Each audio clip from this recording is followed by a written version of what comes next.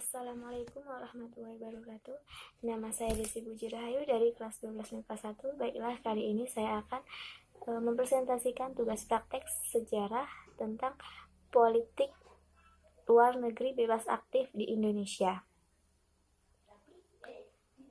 Nah, pada poin pertama yaitu landasan ideal dan konstitusional politik luar negeri Indonesia bebas aktif.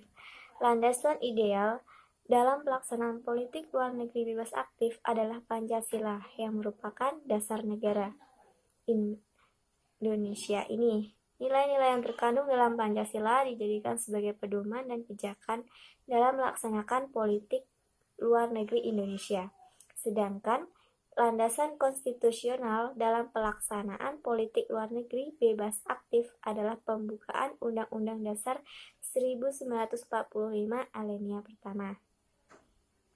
Tujuan politik luar negeri bebas aktif yaitu untuk mengabdi kepada tujuan nasional bangsa yang terkandung dalam pembukaan Undang-Undang Dasar 1945 alinea keempat.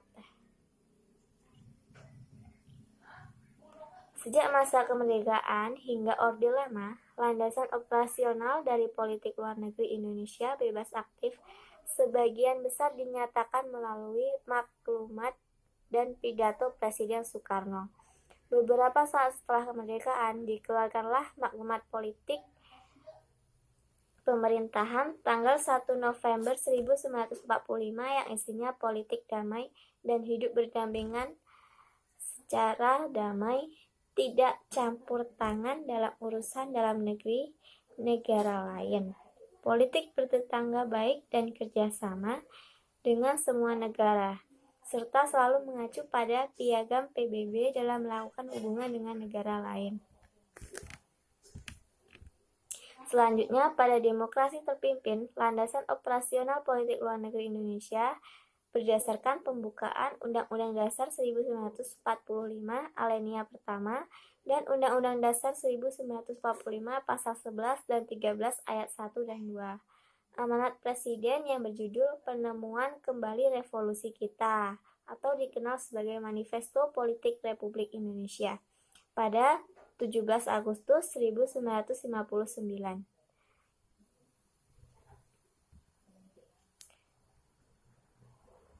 Manifesto tersebut memuat tujuan jangka panjang dan jangka pendek, yaitu melanjutkan perjuangan anti-imperialisme ditambah dengan pertahankan kepribadian Indonesia di tengah tarikan kanan dan kiri yang sekarang sedang berlaku di negara kita dalam pengolahan dunia menuju kepada suatu imbangan baru. Sementara dalam jangka panjang di bidang luar negeri, Revolusi Indonesia bertujuan melenyapkan imperialisme di mana-mana dan menjadi dasar bagi perdamaian dunia yang kekal dan abadi. Menurut Manipol, diplomasi yang sesuai dengan fungsinya sebagai ajang berhubungan dengan cara melaksanakan harus tidak mengenal kompromi, harus radikal dan revolusioner. Manipol Jarek, Jelanja Revolusi Kita merupakan embrio kelahiran serta doktrin baru, yaitu dunia tidak terbagi dalam blok barat, blok timur, dan blok Asia. Akan tetapi dunia terbagi menjadi dua blok yang saling bertentangan, yaitu Nevos dan Oldevos. Pada masa Orde Baru, landasan operasional politik luar negeri Indonesia kemudian semakin dipertegas dengan beberapa peraturan formal, di antaranya Ketetapan MPRS nomor 12 MPRS tahun 1966 tanggal 5 Juli 1966 tentang penegasan kembali landasan kebijaksanaan politik luar negeri Indonesia adalah 1. Bebas aktif, anti-imperialisme dan kolonialisme dalam segala bentuk manifestasinya. 2. Mengabdi kepada kepentingan nasional dan amanat penderitaan rakyat. Kemudian dipertegas lagi dalam Ketetapan MPR nomor 4 MPR tahun 1973 tentang GBHN tanggal 22 Maret 1973 yang berisi 1. Terus melaksanakan politik luar negeri yang bebas aktif dengan mengabdikan kepada kepentingan nasional, khususnya pembangunan ekonomi. 2. Mengambil langkah-langkah untuk memantapkan stabilitas wilayah Asia Tenggara dan Pasifik Barat Daya, sehingga memungkinkan negara-negara di wilayah ini mampu mengurus masa depannya sendiri melalui pembangunan ketahanan nasional masing-masing, serta memperkuat wadah dan kerjasama antara negara anggota Perhimpunan Bangsa-Bangsa Asia Tenggara. 3. Mengembangkan kerjasama untuk maksud-maksud damai dengan semua negara dan badan-badan internasional dan lebih meningkatkan peranannya dalam membangun bangsa-bangsa yang sedang memperjuangkan kemerdekaannya tanpa mengorbankan kepentingan dan kedaulatan nasional. Pasca Orde Baru, secara substantif, landasan operasional politik luar negeri Indonesia dapat dilihat melalui ketetapan MPR nomor 4 MPR tahun 1999 tentang GBHN dalam rangka mewujudkan tujuan nasional periode 1999 sampai 2004. Selanjutnya, ketetapan ini juga menetapkan sasaran-sasaran yang harus dicapai dalam pelaksanaan politik dan hubungan luar negeri, yaitu 1. Menegaskan kembali pelaksanaan politik bebas aktif menuju pencapaian dan tujuan nasional. 2. Ikut serta di dalam perjanjian internasional dan peningkatan kerjasama untuk kepentingan rakyat Indonesia. 3. Memperbaiki performa penampilan diplomat Indonesia dalam rangka suksesnya pelaksanaan diplomasi proaktif di semua bidang. Dan yang keempat, meningkatkan kualitas diplomasi dalam rangka mencapai pemulihan ekonomi yang cepat melalui intensifikasi kerjasama regional dan internasional. Dan yang kelima, mengintensifkan kesiapan Indonesia memasuki era perdagangan bebas. Yang keenam, perluas perjanjian ekstradiksi dengan negara-negara tetangga. Yang ketujuh, mengintensifkan kerjasama dengan negara-negara tetangga dalam kerangka ASEAN dengan tujuan memelihara stabilitas dan kemakmuran di wilayah Asia Tenggara. Ada poin B, yaitu politik luar negeri bebas aktif dan peranannya. Nah, yang pertama, lahirnya politik luar negeri bebas aktif. Dalam perang dingin yang sedang berkecamuk antara blok barat dengan blok timur, masa awal berdirinya negara Indonesia memilih tidak memihak blok yang ada. Hal ini dilatar belakangi oleh kepentingan nasional Indonesia pada saat itu. Secara resmi, politik luar negeri Indonesia baru mendapat bentuknya pada saat Wakil Presiden Muhammad Hatta memberikan keterangannya kepada BPKNIP mengenai kedudukan politik Indonesia pada bulan September 1948. Sikap yang diambil Bung Hatta inilah kemudian menjadi dasar politik luar negeri Indonesia yang biasa disebut bebas aktif. Yang artinya, dalam menjalankan politik luar negerinya, Indonesia tidak hanya memihak tapi juga aktif dalam usaha memelihara kedamaian dunia dengan cara bebas mengadakan persahabatan dengan semua negara dengan asas saling menghargai. Yang kedua, yaitu politik luar negeri Indonesia masa demokrasi parlementer 1950 sampai 1959. Prioritas utama politik luar negeri dan diplomasi Indonesia pada masa ini ditujukan untuk menentang segala bentuk penjajahan di atas dunia, termasuk memperoleh pengakuan internasional atas proses dekolonisasi yang belum selesai di Indonesia, dan menciptakan perdamaian serta ketertiban dunia melalui politik bebas aktifnya. Ketiga, yaitu politik luar negeri Indonesia masa demokrasi terpimpin tahun 1959 sampai 1965. Pada masa ini, politik luar negeri Indonesia bersifat high profile, yang diwarnai sikap anti-imperialisme dan kolonialisme yang tegas dan cenderung bersifat konfrontatif. Pada era itu, kepentingan nasional Indonesia adalah pengakuan kedaulatan politik dan pembentukan identitas bangsa. Kepentingan nasional itu diterjemahkan dalam suatu kebijakan luar negeri yang bertujuan untuk mencari dukungan internasional. terhadap eksistensi Indonesia sebagai bangsa dan negara yang merdeka dan berdaulat, sekaligus menunjukkan karakter atau identitas bangsa Indonesia pada bangsa lain di dunia internasional. Dalam mempromosikan Indonesia ke dunia internasional, Presiden Soekarno menunjukkan bahwa dia mendapat dukungan dari seluruh lapisan masyarakat yang tercermin dari NASAKOM, nasional, agama, dan komunis.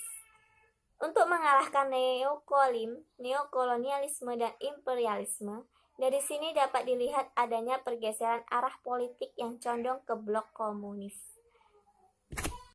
Politik luar negeri pada masa ini ditandai dengan usaha keras Presiden Soekarno membuat Indonesia semakin dikenal di dunia internasional melalui beragam konferensi internasional yang diadakan maupun diikuti Indonesia.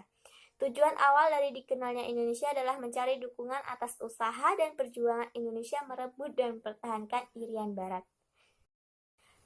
Yang keempat yaitu politik luar negeri Indonesia pada masa Orde Baru. Pada masa pemerintahan Soeharto, Indonesia lebih memfokuskan pada pembangunan sektor ekonomi. Presiden Soeharto mengambil beberapa langkah kebijakan politik luar negeri, yaitu membangun hubungan yang baik dengan pihak-pihak Barat dan melalui ASEAN. Berikut pernyataan Presiden Soeharto mengenai politik luar negeri Indonesia yang bebas aktif. Bagi Indonesia, politik luar negerinya yang prinsip non-blok tidak identik dengan tidak adanya keterlibatan. Itulah alasannya mengapa Indonesia lebih suka mengatakannya sebagai politik luar negeri yang bebas dan aktif, karena politik luar negeri kita tidak hampa, mati atau tidak berjalan. Politik luar negeri Indonesia adalah bebas, di mana Indonesia bebas dari ikatan apapun juga, baik itu dalam secara militer, politik, ataupun secara ideologis, bahwa Indonesia benar-benar terbebas dari berbagai masalah atau peristiwa dengan tidak adanya pengaruh dari pihak manapun, baik secara militer, politis, ataupun secara ideologis. Beberapa sikap dalam melaksanakan politik luar negerinya antara lain menghentikan konfrontasi dengan Malaysia.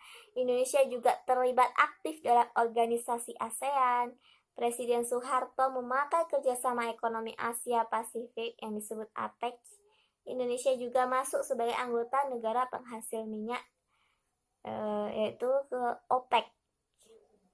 Selanjutnya yaitu yang kelima, politik luar negeri Indonesia era reformasi. Perhatian utama politik luar negeri Indonesia diarahkan pada upaya pemulihan kembali kepercayaan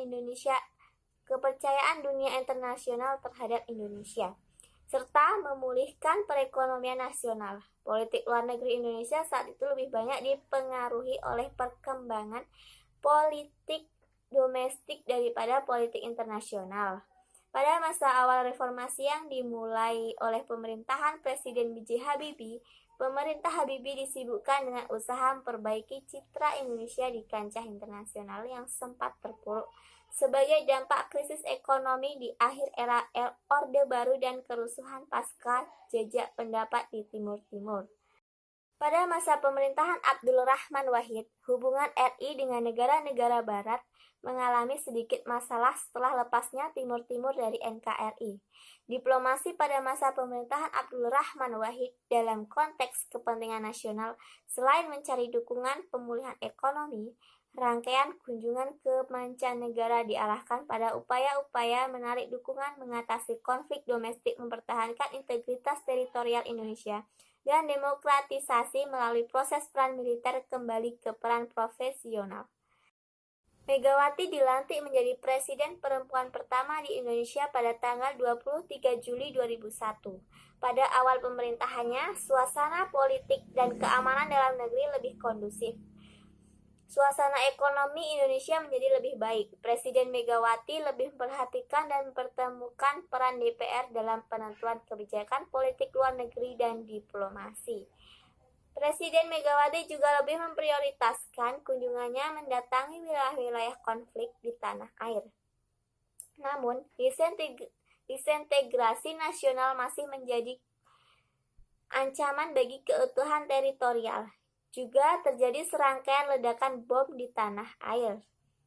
Lalu selanjutnya pada era pemilihan umum tahun 2004, pemilihan presiden dilakukan secara langsung oleh masyarakat.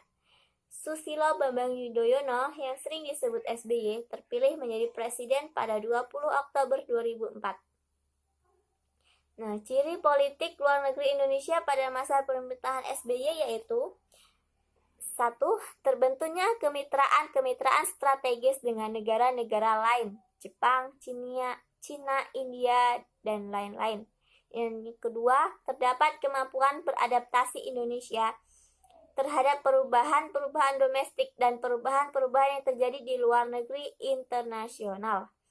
Yang ketiga, bersifat pragmatis, kreatif, dan oportunis.